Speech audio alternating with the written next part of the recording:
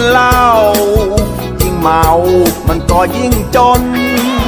ชีวิตกระเสือกกระสนลำบากลำบนจนเครียดกินเหล้ารายรับไม่พอรายจ่ายแถมรายได้ไม่พอจะกิน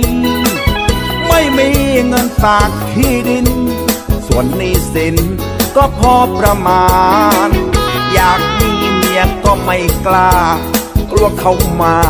ลำบากกระชานหากินไปแค่วันเช้าทำงานเย็นก็นั่งมองเรากินกันให้พอประมาณแต่เรื่องงานไม่เคยให้เสียยามใดหัวใจละเหี่ยก็ถอนเบียร์ถอนเหล้าเบาๆเครียดมากไม่ดีหรอกเนาะลงกระเพาะตายสักเปล่าๆเอาช้อนเก้าพวกเราไม่ต้องให้เมาเอาแค่พอประมาณจนเครียดกินเหล้ายิ่งเมามันก็ยิ่งจนชีวิตกระเสือกกระสนลำบากลำบนจนเครียดกินเหล้า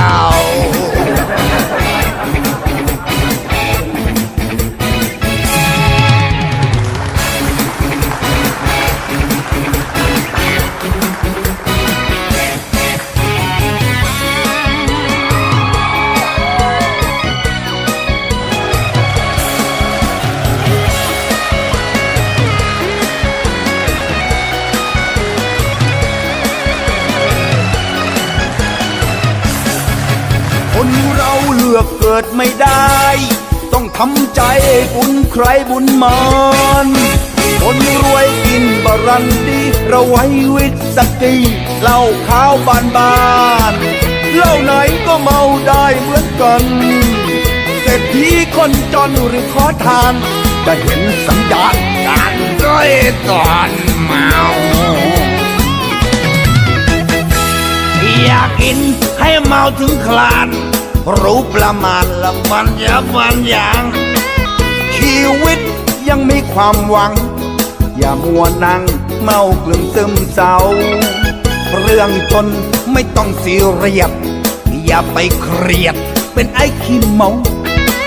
เขียนติดไว้ข้างขวดเหล้าว่าคนกินเหล้าอย่าให้เหล้ากินคนเขียนติดไว้ข้างขวดเหล้าว่าคนกินเหล้าอย่าให้เหล้ากินคนจนเครียดกินเหล้ายิ่งเมามันก็ยิ่งจนชีวิตกระเสือกกระสนลำบากลำบนจนเครียดกินเหล้าลำบากลำบนจนเครียดกินเหล้าลำบากลำบนจนเครียด